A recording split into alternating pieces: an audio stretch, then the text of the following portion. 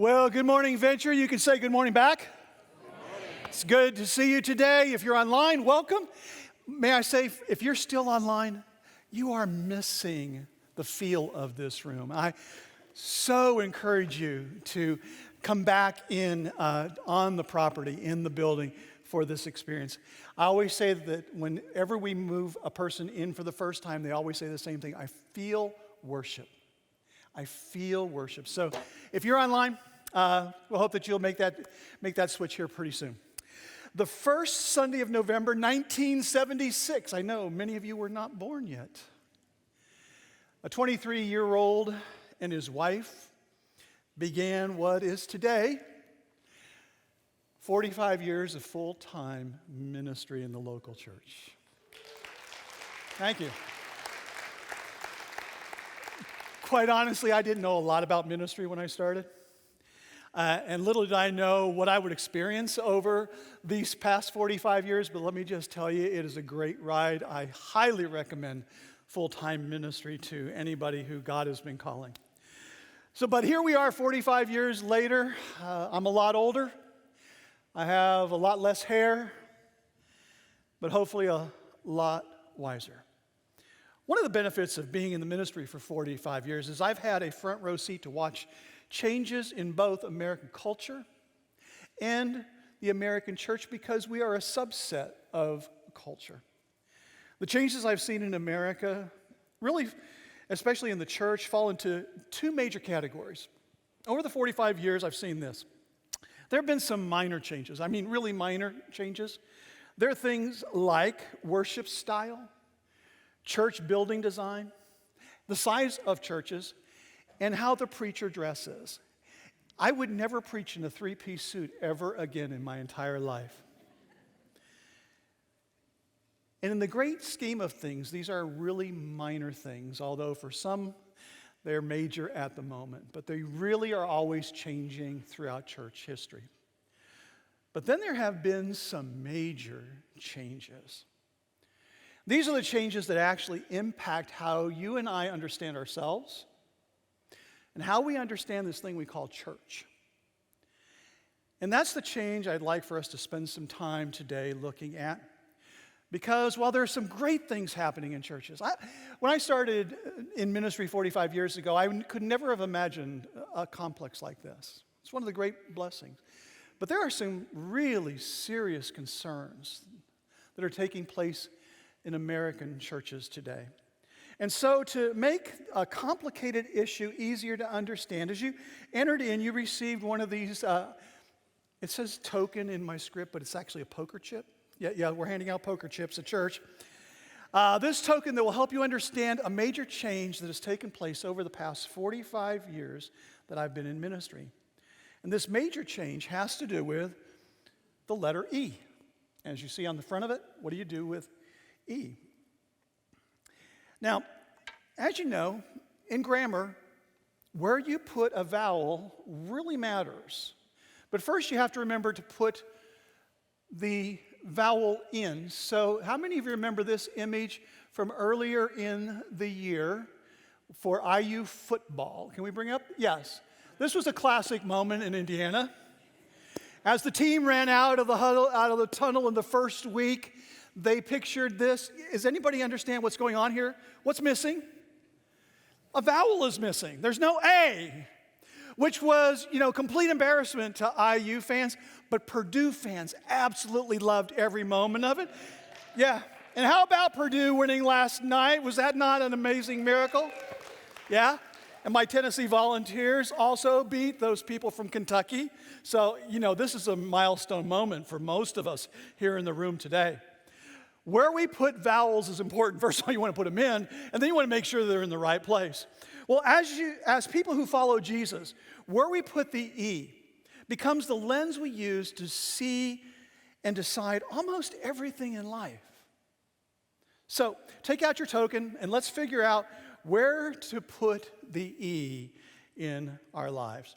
One of the great privileges I had early in my ministry was the opportunity to meet and to know and actually serve beside what has become known as the greatest generation. That's a term that came from Tom Brokaw in his book of that same title.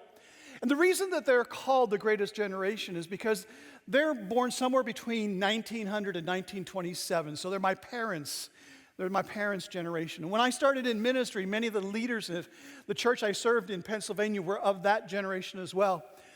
As I looked at that, I realized that not only were they the greatest generation of Americans, they were a great generation in the American church. Why were they called that? Well, they had survived the Great Depression of the 20th century. And no sooner had they done that, the many of them went off to war in World War II, where they suffered, bled, and died for faith and freedom. So they've been kind of given this name, the greatest generation, and I think it's well deserved of that generation. Probably the most iconic statement where that generation put the E came from a president who was a member of that generation. So let's listen to this short part of this very famous speech, this very important statement. And so, my fellow Americans, ask not what your country can do for you, ask what you can do for your country. Let me be honest with you. Don't those words seem so foreign where we live right now as a secular culture? How things would be different if we had taken up that challenge. Maybe our nation would be in a better place. Well, that generation of Americans put the E in we. That's the first thing they did. They put the E in we. And those who were followers of Jesus did the same thing. They put the E in we.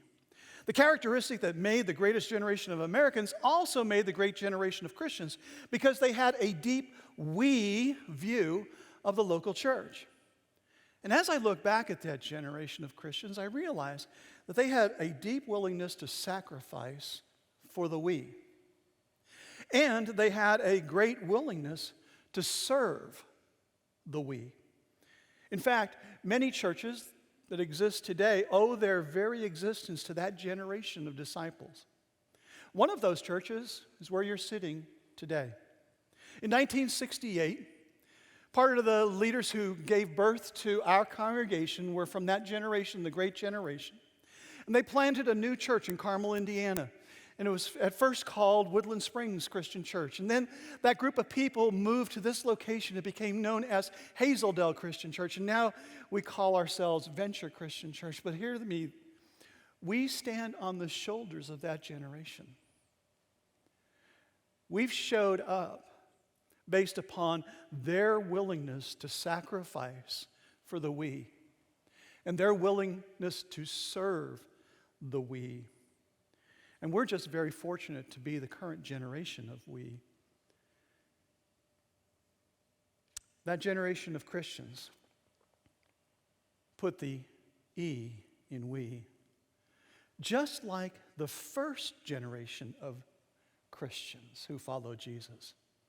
Here is what's written about that first generation of those who followed Jesus. In Acts chapter 2, verse 42, we read these words. They devoted themselves to the apostles' teaching and to the fellowship, to breaking of bread and to prayer. And everyone was filled with awe. And many wonders and miraculous signs were done by the apostles.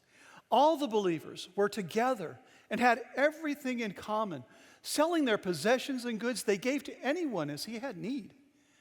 Every day they continued to meet together in the temple courts. They broke bread in their homes, and they ate together with glad and sincere hearts, praising God and enjoying the favor of all the people. And the Lord added to their number daily those who are being saved. Look at the plurality of the words being used there. God has created the church to be we. We needs to put the E in we. That's the way the first church was. It's the reason why this church today exists, because of a generation who put the E in we. Well, back in the 1970s, when I was just beginning to start in ministry, a culture war was brewing in America, and it was being waged for the hearts and the soul of Americans. And it ushered in some real radical changes that altered where the church and where culture put the E. I call this war the War of the Burgers, and it's about two corporations who are battling for market share. But more importantly, they were battling for the influence of the future of how America would understand itself. Each of those corporations, by the way, had their own war anthem. The first anthem went like this in the War of the Burgers. 12 beef patties, special sauce, lettuce, cheese, pickles, onions on a sesame seed bun. McDonald's Big Mac. Just give us the word. 2 all-beef patties, special sauce, cheese, lettuce, pickles, onions on a special meat beat it. You deserve a break today at McDonald's. Where your dollar gets a break every day. So who can do it with me? 2 all-beef patties, special sauce, lettuce, cheese, pickles, onions on a sesame seed bun. Congratulations. You're going to be singing that all day long now. I've been singing it for weeks ever since I pulled that off YouTube. But, oh man, I got to get this song out of my head. That was one of the battle of the burger anthems. Listen, here's the competing anthem. Hold the pickle, hold the lettuce, special orders don't upset us. All we ask is that you let us serve it your way. How many of you remember that little ditty? Yes! What you may not know is there was a battle for where Americans put the E. In the Burger King, it ended up, it was, you deserve it your way. And that started a philosophy in America that moved the E from we over to me. Hold the pickles, hold the lettuce was a cute jingle, but it heralded a huge culture shift from we to me. It was saying, I want what I want, I deserve to have what I want, and I want it the way I want it. And that shift from we to me is a major reason we find ourselves in the national mess we're in. So here we are 45 years later, and America has fully adopted the me lens. And since Christians live in American culture, we've also begun to adopt the me view of life. Soon, the impact of me-focused culture started to show up in the language of church people. And one of those statements that came into existence during this time was this: church shopping. People started to shop for a church the way you shop for a car, or you shop for a house, or you shop for shoes, or you shop for clothes. People would go from one church to another with a list of expectations, by the way, another E word, a high list of expectations. And they would travel looking for the church that let them have it their way. I've actually met people who have been doing this process, and they've told me that they've been to 10 to 15 churches, can't find the church that does it their way. It's a radical change from the generation before that was me-focused, or we-focused, and now has become me-focused. And we shop for churches that way. Can't you almost hear? Hold the pickles, hold the lettuce. Special orders, don't upset it. You can have it your way at our church. Earlier, we listened to JFK, and I think we're probably all struck by how foreign his words seem even in our generation of America. It sounds just as strange in Christian culture, quite honestly. May I paraphrase JFK's statement? Ask not what your church can do for you. Ask what you can do for your church. Doesn't that statement sound foreign in the culture in which we live? But you see, the church is part of the culture around it, and if it's not careful, it starts to adopt and adapt the same language. Somewhere along the line, churches, like culture, started to place the E in me rather than where it was before in we. And let me just say before we move off this for a moment, there is a very strong biblical warning about that mentality. probably one of the strongest biblical warnings in all of the New Testament, about putting the E in me rather than the E in we. Paul wrote to young Timothy in 2 Timothy chapter 3, and he wrote these words, "But mark this." In other words, I'm putting an exclamation point here, Timothy. You don't want to miss this. He says, "But mark this, there will be terrible times in the last days. People will be lovers of themselves, lovers of money, boastful, proud, abusive, disobedient to their parents, ungrateful, and unholy." Aren't you glad you don't live there?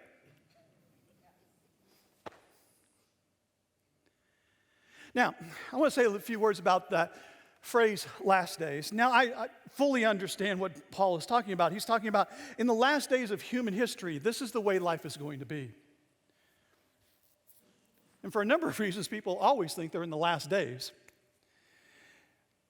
But they will definitely be terrible times. But you know where else I've seen this? I've seen the lovers of self, lovers of money, boastful, proud, abusive, disobedient, ungrateful, and unholy, and the last days of a culture. Nations have folded because of this. Our nation may fold. We might experience last days because that's who we are as a culture. I've seen that be the last days of churches, where suddenly a church is, we love ourselves. We're here for us. We don't really care about them. We're here for us. You know where else I've seen it? I've seen it in the lives of Christians, that their last days following Jesus are highlighted because they've been lovers of self, lovers of money, boastful, proud, abusive, disobedient to their parents, ungrateful, and unholy. We have to heed that warning. That as Christians who follow Jesus, and as a church who follows Jesus, we can't allow that to live here. We have to fight against every part of culture that wants to invade us and tell us to be like them. We have to be that redemptive community that doesn't let the E end up in me. We want to at least push it to the we. And as I'm talking about this, I want to tell you about what I've seen over the last, I would say, 20 years. There is an unsustainable tension that exists in the church today. Christians have an ever-increasing expectation of the church, while at the same time an ever-decreasing engagement in their church. We want more, but with less cost. And when you put it that way, you realize, we can't keep doing this. Something has significantly got to change. This is not a successful ministry model. This is not a successful business model. This is not a successful relationship model. There has got to be a balance between expectations and engagement for communities to be healthy. So let me give you two specific areas that I've witnessed over the last 45 years where engagement has decreased in the local church. At the beginning of my ministry, people who came to church, came to worship, for the most part, they were in worship about 9 out of 10 Sundays. In fact, there used to be this thing called perfect attendance in worship. Some of you remember these days. If you had perfect attendance, if you were there like 52 weeks out of 52 weeks, you got a button. And then if in year 2, if you did the same thing, you got a little bar. And then if you did year 3, you got another bar. And there were some guys that had like 20 years of bars. They looked like they had been in the military. And some of them had not missed church in 2 decades. They should have. They came to church really sick, but they weren't about to miss church and ruin their perfect attendance. And I thought, man, that's weird. But over the years that I've been in ministry, you know, I've seen that shift. It's no longer 9 out of 10. During my ministry, I actually started to see it being 5 out of 10. The people who consider themselves active Christians would be in the worship service on a Sunday morning about half the time. Recent statistics tell us that the average self-identified active Christian now attends about 33% of the time. 3 out of 10. And here's the warning. It's rapidly moving to 25%. We've gone from 90 to 50 to 33 to 25. And here's the thing. If you ask those people, do they enjoy going to worship? They'll tell you, absolutely, I love it. If you ask them, though, why are you only there like a third of the time? Because I got more important things to do. Seriously, folks? We got more important things to do than worship? And see, our culture keeps saying, do whatever you want. And we bought in. How does the church exist where there is a higher and higher expectation of the church and at the same time a lower and lower engagement in the church? Let me share with you a second area where I've seen this. The second crisis facing the local church is this, and it relates to people's willingness to volunteer and serve in the local church. One study I just recently read said that from 1974 to 2015, so approximately the years that I've been in ministry, I kind of noticed this, but somebody's kind of put a value on this now. That between 1974 and 2015, volunteerism has dropped 50%. Half of the people who served before 1974 don't typically serve in 2021. How do we have higher expectations of the church, but lower engagement with the church, and possibly have a church that goes into the future? This is a crisis for the American church, folks. One that we're a part of and possibly can solve during our life. See, putting the E in me is not a sustainable model for country, for church, for your marriage, for your friendships. So the greatest generation put the E in we. Our current generations are putting the E in me. But you know what? As true followers of Jesus, we're called to put the E in he. We're called to put the E in he. As followers of Christ, we're called to surrender every desire, every thought, every action to Jesus Christ, who is the Lord of our life. And if you don't know what Lord means, it's real simple. He's the ruler of our life. He's the master of our life. He's the boss of our life. If Jesus is Lord of your life, you have surrendered all say over what happens in your life, because there's only one Lord, and it has to be Him. Even as I say that, I know that there's probably some tension in some people's minds who are even hearing this. Like, you got to be kidding me, David, really? First and foremost, it's got to be He? Yeah. That's what Scripture says. Let's see what Paul wrote to the church in Rome in Romans 14, verse 7. For none of us lives to himself alone, and none of us dies to himself alone. If we live to the Lord.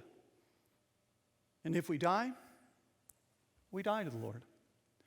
So whether we live or die, we belong to the Lord. For this reason, Christ died and returned to life so that He might be Lord of both the living and the dead.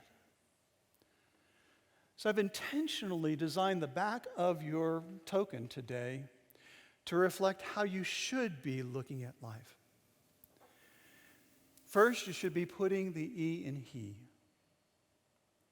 And then you should be putting the E in we. And finally, you should be putting the E in me.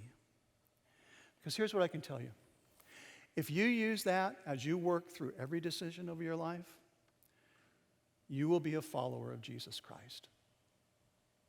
He will be Lord of your life, because at the top is He. Next is we. And last is me. So let's take time to remember why, as Christians, we put the E in he. I'll ask you to take hold of your communion elements at this point. And as you do, let's take another look at that passage in Romans. For this reason, Christ died.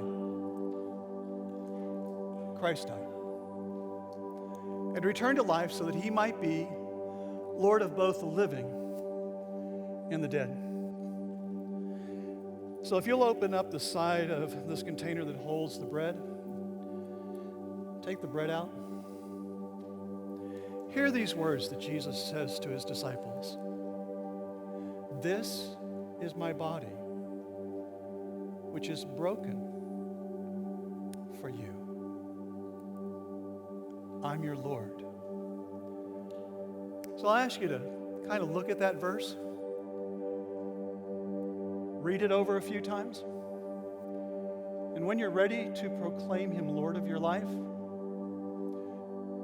take the bread.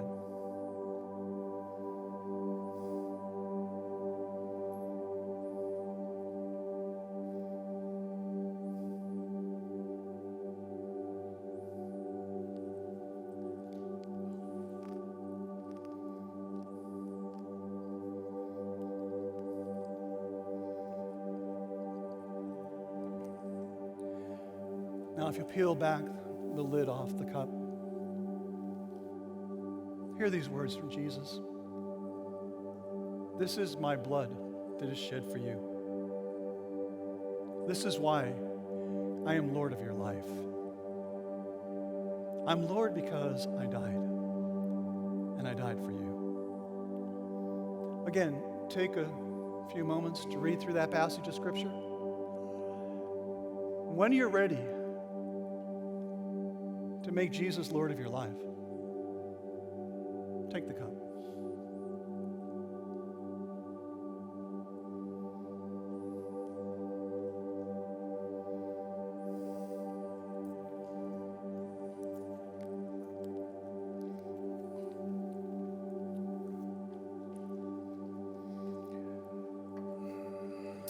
Oh Lord,